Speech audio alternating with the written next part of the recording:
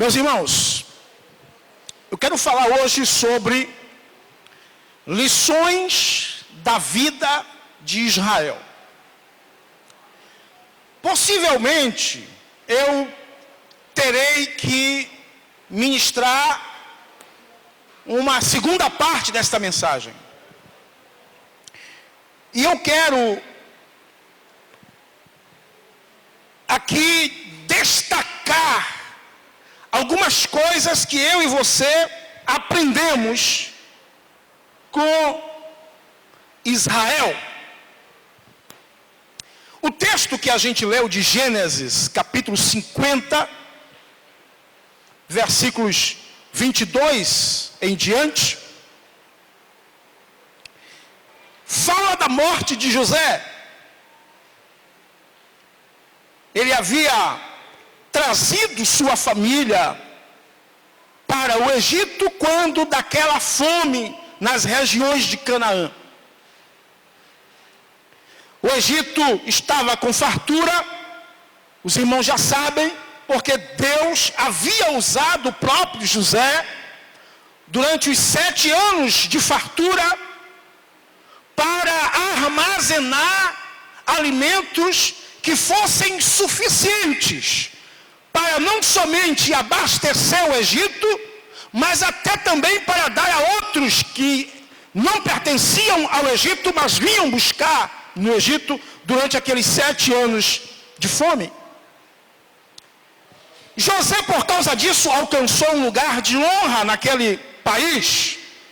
Foi colocado pelo próprio faraó como governador do Egito, sendo a maior autoridade depois do faraó. José ficou sendo respeitado pelos egípcios. A família de José gozava de prestígio no Egito. E foi assim que eles entraram no Egito. Acontece que o projeto de Deus para Israel não era o Egito. O projeto de Deus para Israel era Canaã, a terra que mana leite e mel. Mais tarde eu vou falar para os irmãos porque foi necessária a escravidão sofrida pelos hebreus. Porque os hebreus se instalaram no Egito e acharam confortável a estadia no Egito. Os hebreus só passaram a achar que deveriam sair do Egito depois que se sentiram escravos. Agora, a primeira lição que eu vou aprender, e eu quero compartilhar com os irmãos aqui, é que este povo que entrou, a Bíblia diz, cerca de 70 almas que foram levadas por Jacó para o Egito, fora José, sua esposa, José e seus 2 filhos, eram 70 almas. Esse povo, descendente de Abraão e de Isaac, tinha uma promessa de Deus. No capítulo 12 de Gênesis, Deus vem a Abraão e diz para ele o seguinte: eu farei de ti uma grande nação, abençoar-te-ei, engrandecerei o teu nome, e tu ser uma bênção. Abençoarei aos que te abençoarem, e amaldiçoarei aquele que te amaldiçoar. E em ti serão benditas todas as famílias da terra. Havia uma promessa de Deus, não somente para Abraão, mas para os descendentes de Abraão. Este povo israelita, que depois se transforma em escravos do Egito, sobre eles repousava a bênção e a promessa de Deus. Se você me entende, diga amém. Primeira coisa que nós vamos aprender: o povo de Deus tem promessa de Deus. E isto é uma verdade para a igreja hoje. Nós também temos temos promessas de Deus. No capítulo 15 de Gênesis, versículos de 1 a 5, se você puder abrir a sua Bíblia e acompanhar, olha o que está escrito lá. Depois destas coisas, veio a palavra do Senhor a Abraão numa visão, dizendo: não temas, Abraão, eu sou o teu escudo, o teu galardão será grandíssimo. Então disse Abraão: ó Senhor Deus, que me darás, visto que morro sem filhos, e o herdeiro de minha casa é o Damasceno Eliezer? Disse mais Abraão: a mim não me tens dado filhos, eis que um nascido na minha casa será o meu herdeiro. Ao que lhe veio a palavra do Senhor, dizendo: este não será o teu herdeiro, mas aquele que sair das tuas entranhas, esse será o teu herdeiro. Então o levou para fora e disse: olha agora para o céu, e conta as estrelas, se as podes contar. E acrescentou-lhe: assim será a tua descendência. Eu vou te abençoar, Abraão. Você está pensando que não vai ter herdeiros, mas eu vou te dar um herdeiro que vai sair das tuas entranhas, vai ser seu filho e de Sara. Eu vou te abençoar onde você estiver, aleluia, e a sua descendência será como as estrelas dos céus. E o que eu acho bonito é que Deus chama Abraão e diz: vem cá, Abraão, conte aí as estrelas, aleluia. Você não pode contar as estrelas, então você também não poderá contar o número de gente que vai sair das tuas entranhas. Esta promessa de Deus caminhava na contramão da realidade da vida de Abraão, porque Abraão era velho e Sara também, além de ser velha, Sara já não ovulava mais. O costume das mulheres havia passado, mas Deus disse que iria fazer. E eu gosto de Deus, porque geralmente as promessas de Deus caminham na contramão das circunstâncias da vida. A vida está dizendo que não, mas Deus está dizendo que sim. A vida está dizendo que a porta está fechada, mas Deus está dizendo que vai abrir a porta. A vida está dizendo que não tem cura, mas Deus está dizendo que tem cura. A vida diz que está tudo acabado, mas Deus diz que vai recomeçar, que vai reescrever a nossa história. Aleluia, glória a Deus. Se Deus te fez uma promessa, haja o que houver, ainda que as circunstâncias caminhem na contramão da promessa de Deus, espere, Ele é fiel, meu querido, para cumprir a sua promessa. Aleluia. E Deus disse a Abraão: não tenha medo, Abraão, eu sou teu escudo, o seu galardão vai ser grandíssimo, e eu vou te abençoar. A minha promessa está empenhada a você. Então esse povo, que mais tarde, porque quando termina o versículo 26, aí a gente abre o livro de Êxodo, e aí a gente vê toda a miséria que assaltou os descendentes de José, os descendentes de Abraão, de Isaac e de Jacó. Mas esse povo que se fez escravo no Egito, este povo tinha uma promessa de Deus. Aleluia. Esse povo estava marcado por uma promessa feita a Abraão. Você está me entendendo, meu irmão? Você pode receber esta palavra nesta noite. Aleluia. Você pode ser abençoado por esta palavra. Não importa onde você esteja, não importa as circunstâncias, você está marcado por uma promessa do Senhor. Aleluia. Agora, entenda o que eu vou lhe dizer. A promessa de Deus haveria de se cumprir na vida de Israel. A promessa de se multiplicar, de crescer. Como Deus havia dito a Abraão, a sua descendência vai ser grandíssima. Assim como não se pode contar as estrelas dos céus, não se poderá contar a sua descendência. Aí quando você abre a Bíblia no livro de Êxodo, capítulo 1, versículo 7. Olha o que a Escritura vai dizer. Depois, os filhos de Israel, o que é que diz aí? Glória a Deus, minha filha. Os filhos de Israel frutificaram e o quê? Aumentaram muito, multiplicaram-se e tornaram-se sobremaneira fortes. Aleluia! De modo que a terra se encheu deles. Aqui estava o cumprimento da promessa de Deus a Abraão. A sua descendência vai se multiplicar, vai crescer. E mesmo numa terra estranha, mesmo com as circunstâncias indo na contramão da história que Israel estava construindo, a promessa de Deus em relação ao crescimento daquele povo estava se cumprindo. Agora, irmão, sabe por que isso acontece? Porque a bênção do Senhor está sobre o seu povo em qualquer lugar que ele esteja. Às vezes, a gente não quer tomar uma decisão de sair de um lugar, porque a gente está se sentindo abençoado ali.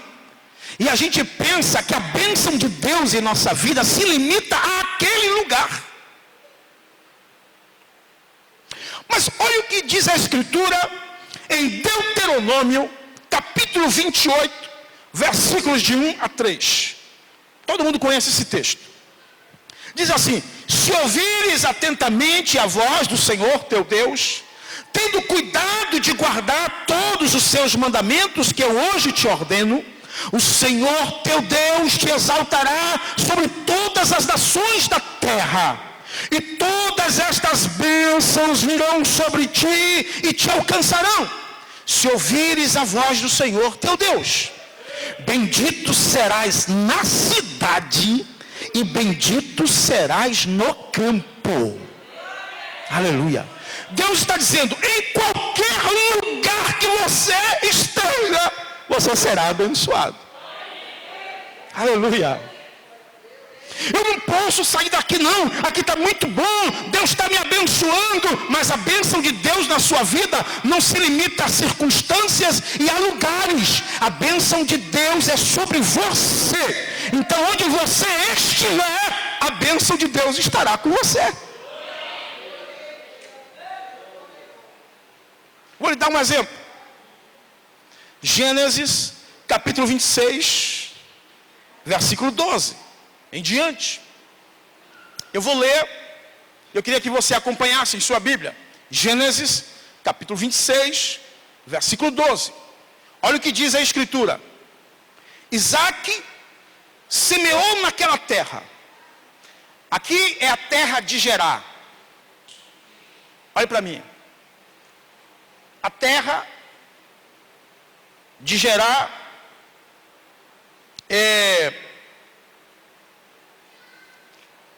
está hoje ali na região da Síria. No passado foi um dos lugares mais prósperos, embora houvesse muitas dificuldades. Quando ele chegou em Gerar, ele chegou por uma direção de Deus, porque os versículos anteriores dizem que ele iria para o Egito, e Deus disse assim: não vá para o Egito, vá para a região de Gerar. E ele foi para a região de Gerar, para aquele lugar onde ele disse que a mulher dele era sua irmã, porque ele tinha medo que o rei tomasse a sua esposa como esposa dele, porque naquela época o rei, ele tinha poder sobre todas as mulheres do seu reino. Ele poderia tomar a esposa de quem quisesse, a filha de quem quisesse, e levar para ser sua. E se o marido, ou o pai, ou o irmão se opusesse, morreria. Então ele, com medo, ele para não morrer, disse que Rebeca era sua irmã. Quando o rei de Gerá soube que ela era era esposa dele, o rei de Gerá ficou chateado com ele. Você vai ler aí no capítulo 26. Ficou chateado com ele, mas disse assim: olha, ordenou a todos da terra: este homem, ninguém toca neste homem, deixa este homem trabalhar. E olha o que a Bíblia vai dizer sobre ele. Isaac semeou naquela terra, capítulo 26, versículo 12, e no mesmo ano colheu o cêntuplo, na minha versão, ou 100 vezes mais. E o Senhor o abençoou, aleluia, e engrandeceu-se o homem, e foi se enriquecendo, até que se tornou muito, o quê?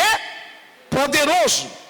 E tinha possessões de rebanhos e de gado, e muita gente de serviço, de modo que os filisteus o invejavam, aleluia. Vou falar sobre isso daqui a pouco. Ora, todos os poços que os servos de seu pai tinham cavado nos dias de seu pai Abraão, os filisteus entulharam e encheram de terra. Versículo 16. E Abimeleque disse a Isaac: aparta-te de nós, porque muito mais poderoso te tem feitos do que nós. Então Isaac partiu dali e, acampando no vale de Gerá, lá habitou. E Isaac tornou a cavar os poços que se haviam cavado nos dias de Abraão, seu pai, pois os filisteus os haviam entulhado depois da morte de Abraão, e deu-lhes os nomes que seu pai lhes dera. Acompanhe comigo. Cavaram, pois, os servos de Isaac naquele vale, e acharam ali o quê? Um poço de águas vivas. E os pastores de Gerá contenderam com os pastores de Isaac, dizendo: esta água é nossa. Ninguém fez nada, ninguém trabalhou pelo poço, foi Isaac e os empregados dele. Mas vieram e disseram: esta água é nossa. Tomaram um poço e cavaram, e ele chamou o poço Ezeque, porque contenderam com ele. Versículo 21. Então cavaram outro poço, pelo qual também contenderam, por isso chamou-lhe Sitna. Olha só, e ele vai deixando o poço para trás e vai indo para frente. E partiu dali e cavou ainda outro poço. Por este poço não contenderam, pelo que chamou-lhe Reobote, dizendo: pois agora o Senhor nos deu largueza e havemos de crescer na terra. Chega ele em um lugar, o Senhor o abençoa, mas ele se torna tão poderoso que desperta a inveja do pessoal da região. Aí mandam ele é convidado para sair daquela região e vai para outra região. Nessa região ele cava poços. Os moradores daquela região, por certo, também cavavam poços e não dava água. Mas quando Isaac cavava poço, dava água. Aleluia, glória a Deus.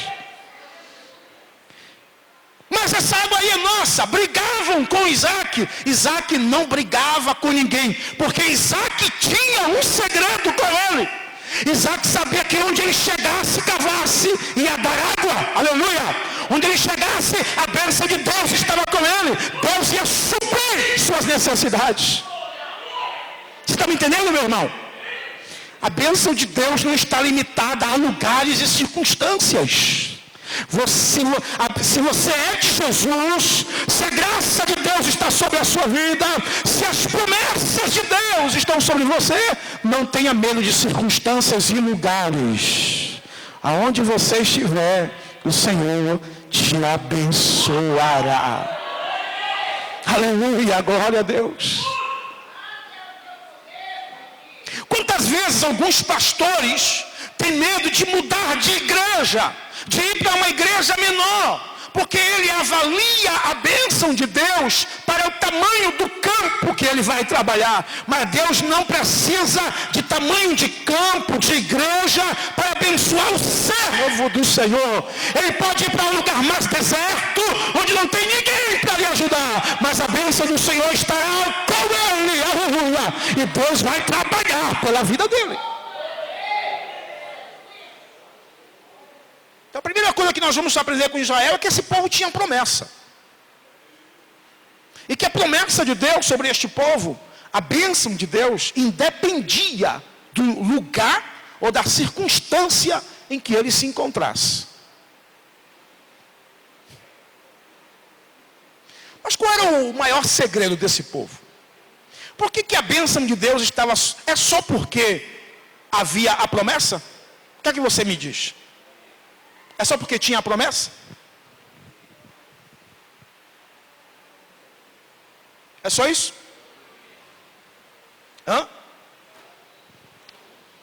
O segredo desse povo, venha comigo para Gênesis, capítulo 26, versículo de número 2.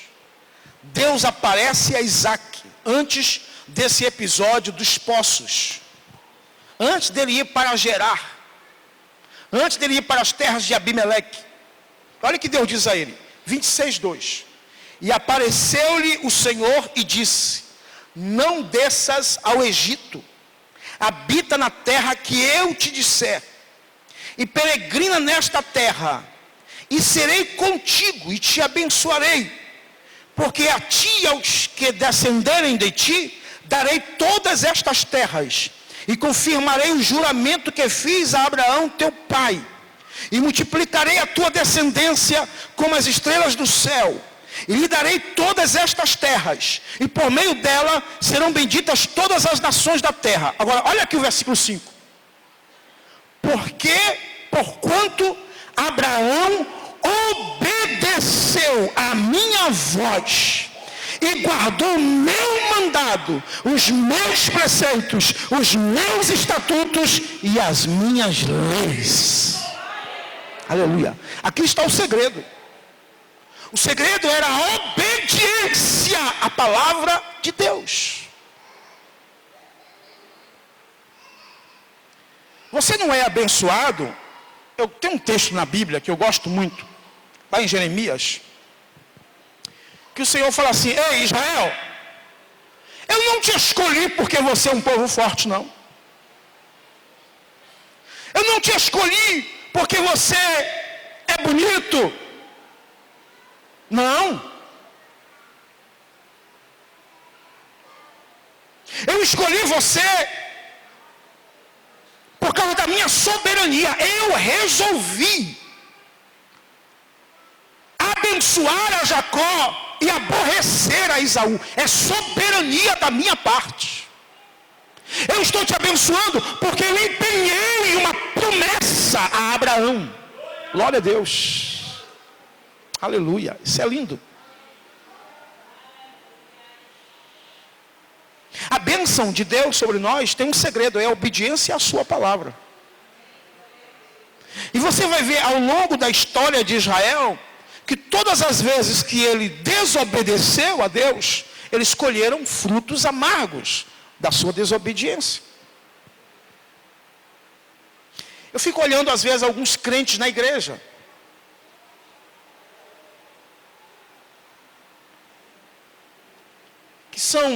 que vivem a vida como querem, não obedecem a Deus, nem às lideranças. Depois, quebram a cara com algum problema lá, e fica perguntando a Deus, por quê? Por que Deus? Por que eu?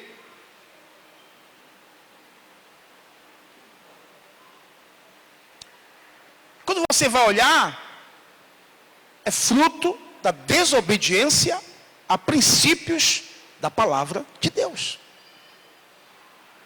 O capítulo 28 de Deuteronômio, o Senhor diz assim: se você obedecer, eu te abençoarei. Mas se você desobedecer, sobre ti virão todas essas maldições. Então, há uma relação entre obediência e bênção. E há uma relação entre desobediência e maldição. Se você me entende, diga amém. Acontece que todas as vezes que você é abençoado, ou todas as vezes não, algumas vezes, quando você é abençoado, você vai despertar nas pessoas, em algumas pessoas, medo e inveja. Tem gente que tem medo de você, tem pavor de você, porque ele sabe que sobre você está a bênção de Deus. Outros têm inveja de você, e vai fazer tudo para passar por cima de você, para atrapalhar a sua vida, porque ele fica inconformado em ver Deus abençoando você. Ainda por cima tem o fato de que Deus nos abençoa não pelos nossos méritos, Deus nos abençoa pela sua misericórdia. Aí ele fala assim: eu ando tão certo, porque eu jejuo, porque eu oro, porque eu sou crente há tanto tempo. E ele acha que isso é motivo suficiente para Deus abençoá-lo. Só que tem um outro lado da moeda. Deus escolhe nos abençoar por sua infinita graça e misericórdia. Aleluia, glória a Deus. Êxodo capítulo 1, versículos de 9 a 11. Olha o que aconteceu com Israel. Disse ele ao seu povo: eis que o povo, isso aqui é o faraó, quando viu o povo de Israel crescer na terra do Egito. Olha o que ele disse: eis que o povo de Israel é mais numeroso e mais forte do que nós. Olha a pontinha de inveja aí. Você lembra que eu li nesse instante que o povo da região de Isaac teve o que de Isaac? Inveja. Quando a bênção de Deus está sobre você, você sempre vai despertar inveja. Só que a bênção de Deus sobre o crente não desperta somente a inveja, desperta também medo. Porque você vai estar sempre à frente. Vamos lá ao exemplo de Daniel. Os grandões lá da Babilônia tinham medo de Daniel, de Misael, Ananias e Azarias. Porque Daniel, Misael, Ananias e Azarias sempre estavam sob o olhar do rei. O rei, no capítulo 6, por exemplo, de Daniel, o rei queria constituir Daniel como chefe de todos os outros. E isso despertou o quê? Inveja. Medo de perder as posições. Medo de perder os privilégios. E aí, este medo, esta inveja, levam algumas pessoas a tramarem contra a sua vida. Mas eu dou glória a Deus, porque a Bíblia diz no Salmo 91, aquele que habita no esconderijo do Altíssimo, a sombra do Onipotente descansará. Aleluia, aleluia. Nós estamos guardados, estamos protegidos. Aleluia. E ele, o mesmo Salmo vai dizer: 1000 cairão ao teu lado, 10.000 à tua direita, mas você que está no esconderijo do Altíssimo, a sombra do Onipotente, não será atingido. Aleluia, você não será atingido. Ele disse: eis que o povo de Israel é mais numeroso e mais forte do que nós. Eia, usemos de astúcia. Olha só, usemos de quê? De astúcia para com eles. Vamos armar uma emboscada.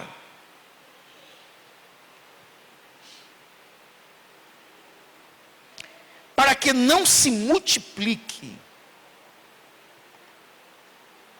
Queria impedir a trajetória de crescimento de Israel.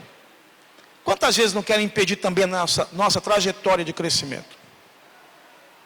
Quantas vezes não tem gente lá na esquina colocando o pé na frente só para ver você cair e quebrar a cara lá na frente? Isso acontece. Eu vou falar para você, talvez isso esteja acontecendo aqui, no nosso ambiente aqui. Talvez tenha alguém aí que está doido para ver outro cair.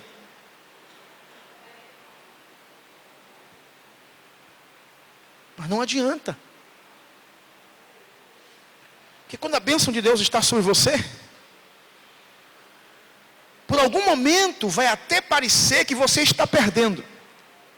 Mas não é porque você, não fique desesperado que você não está perdendo. É que Deus está esperando a hora certa de agir sobre a sua vida. Aleluia.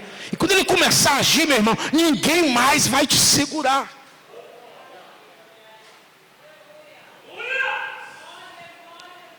Usemos de astúcia para com ele, para que não se multiplique, e aconteça que vindo guerra, ele também se ajunte com os nossos inimigos, e peleje contra nós, e se retire da terra. Portanto, puseram sobre eles maiorais de tributos, para os afligirem com suas cargas. Assim os israelitas edificaram para Faraó cidades, armazéns, Pitom e Ramsés. Inveja, medo desse povo crescer, medo desse povo ser mais forte do que a gente. A bênção de Deus às vezes desperta essas coisas nas pessoas. Meu irmão, então não fique chateado porque lá no seu trabalho tem uma perseguição contra você. Meu irmão, é assim mesmo. É porque a bênção de Deus está sobre você, ninguém suporta. O homem maligno não suporta quando ele vê alguém abençoado. Quando ele vê um servo de Deus prosperando, crescendo.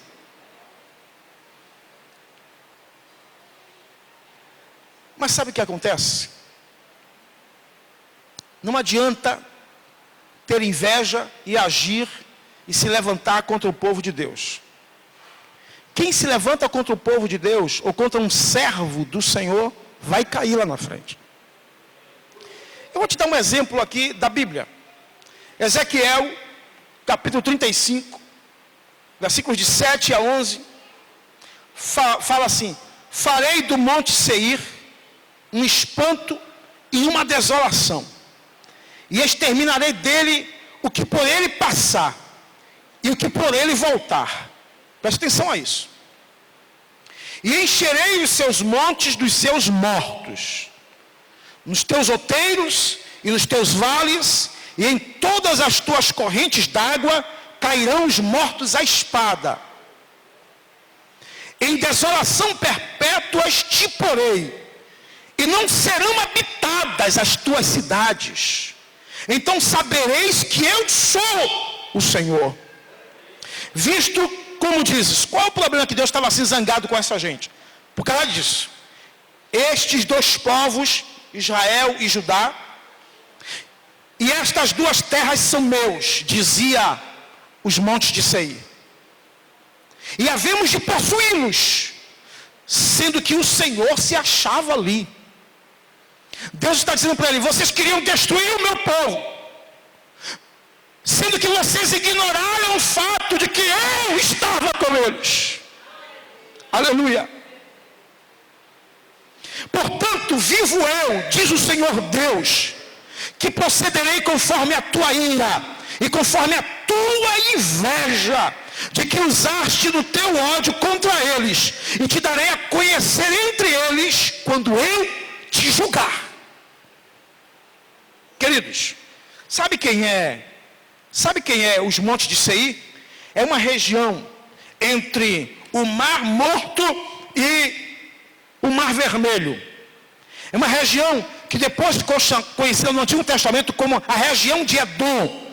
Edom era o nome de Esaú. Foi Esaú quem fundou esta região. No Novo Testamento, esta região é chamada de Idumeia. Idumeia. Hoje, essa região está na região da Jordânia. E quer que eu lhe diga uma coisa? Essa região hoje é deserta.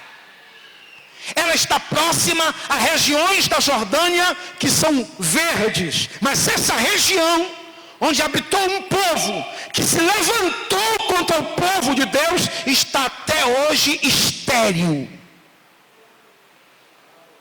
Parece que ninguém me entendeu. Edom se tornou em um deserto infrutífero. Olha o que Deus disse a ele em Jeremias 49:17. Diz assim: e Edom se tornará em objeto de espanto. Todo aquele que passar por ela se espantará e assobiará por causa de todas as suas pragas. Como na subversão de Sodoma e Gomorra e das cidades circunvizinhas, diz o Senhor, não habitará ninguém ali, nem peregrinará nela filho de homem. Tudo isso sabe por quê? Se levantou contra o povo de Deus. Porque teve inveja do povo de Deus. O que o senhor está querendo me dizer, pastor?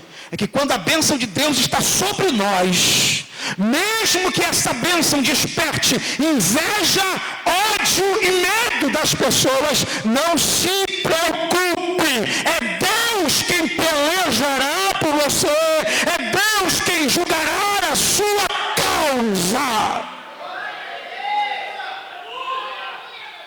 Não adianta se levantar contra quem tem a promessa de Deus.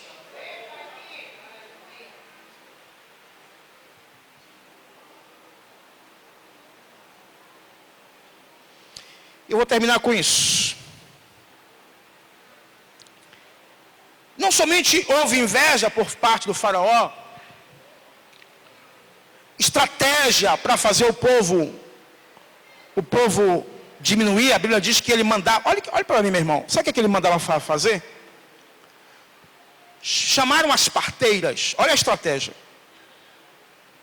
Disse assim, olha, todas as vezes que uma hebreia estiver dando à luz, você, se for menino, você mata. Se for mulher, você deixa viver. De maneira que os homens desaparecendo, vai enfraquecer a nação. Tinha duas parteiras, Sifrá e Puá. A Bíblia diz que Sifrá e Puá temeram a Deus. E não mataram os meninos hebreus. Aleluia. Quando o faraó soube o que elas fizeram, elas disseram, não, é que as mulheres hebreias são mais espertas. Quando a gente chega, o menino já nasceu. Aí o texto do capítulo 1 de Êxodo vai dizer, por causa disso, o Senhor abençoou aquelas parteiras. Para que se cumprisse a palavra que Deus tinha dado a Abraão. Eu abençoarei aquele que te abençoar.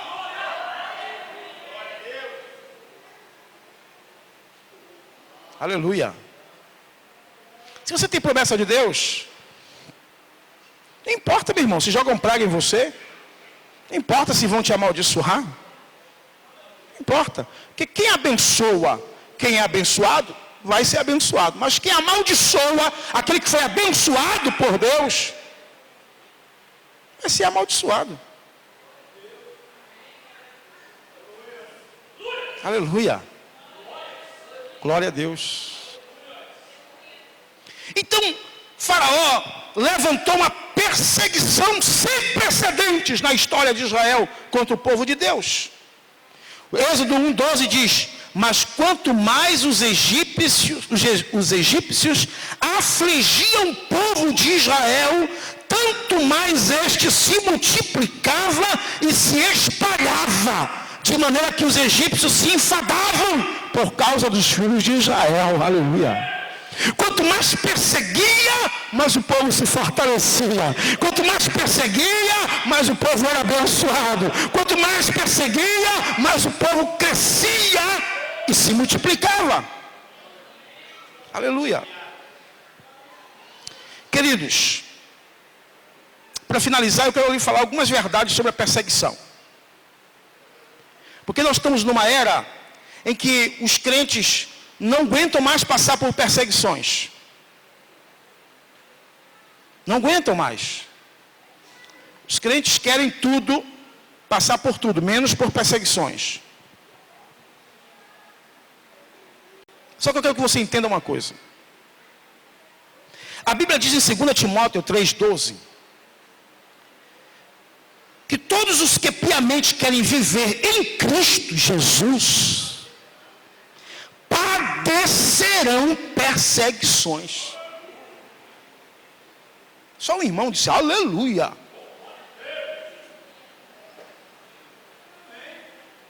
Todo mundo que quer viver piamente para Jesus vai padecer perseguições. Você tem que entender isso. É de Deus, vai padecer perseguições. Jesus falou assim: se me perseguiram, vão perseguir vocês também. Quiseram me matar, vão querer matar vocês também. Me odiaram, vão odiar vocês também. A perseguição é algo comum na vida do servo de Deus. E por que é algo comum na vida do servo de Deus? Porque o servo de Deus sempre caminha na contramão deste século. Aleluia. E o mundo não suporta isso.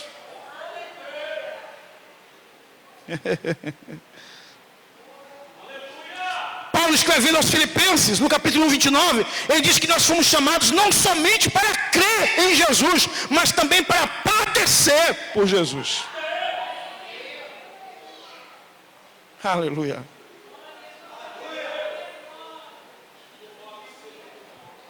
Mas eu vou encerrar com isso.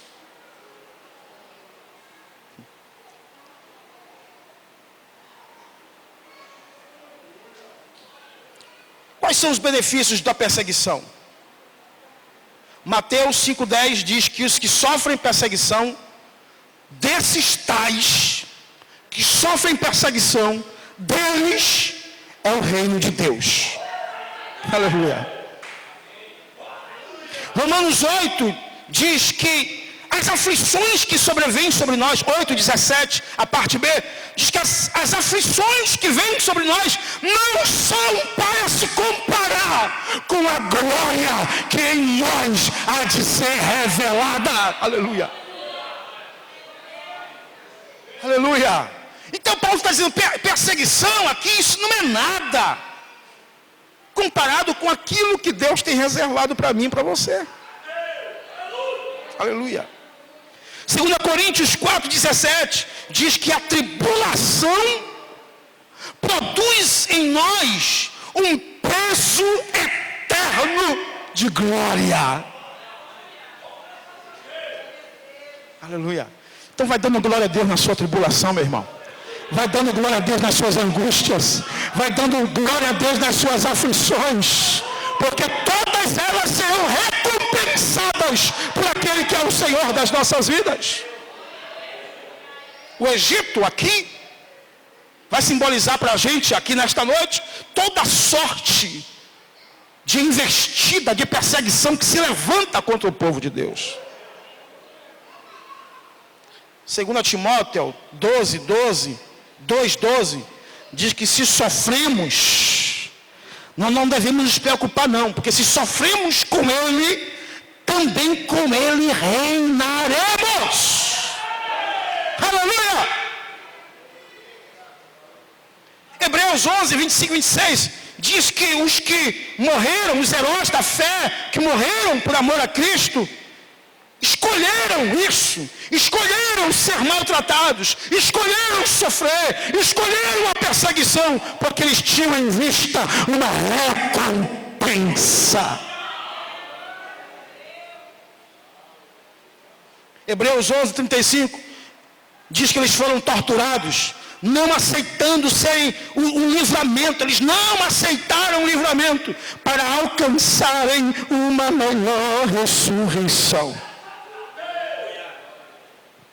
Agora, para finalizar, o Senhor está junto daqueles que são perseguidos.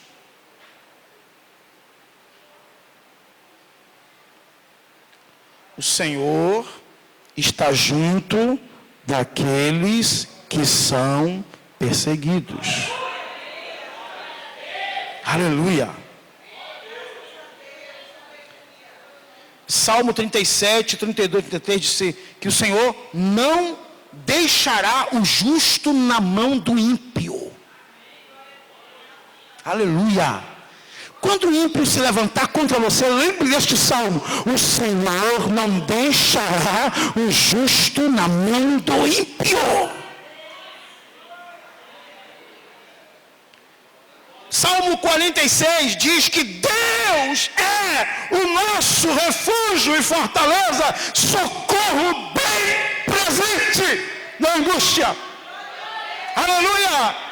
Glória a Deus. Isaías 50, versículos 7 a 9, diz que o Senhor Jeová me ajuda, quem poderá me condenar? Olha só a expressão: o Senhor Jeová me ajuda, quem poderá me condenar? Aleluia. Que Deus em Cristo abençoe a sua vida, meu irmão. Que Deus em Cristo abençoe a sua vida. Que o seu coração se alegre na esperança de que, se você sofre perseguições, se os egípcios da vida se levantarem contra você, se os faraós da vida se levantarem contra você, sobre você está a promessa de Deus, está a bênção de Deus. E ainda que tentem derrubar você, barrar sua carreira, derrubar você, o Senhor dos exércitos vai entrar em ação pela sua vida e vai te dar a vitória. Fica de pé, meu irmão, vamos agradecer a Deus. Aleluia, aleluia. Glória a Deus. Aleluia.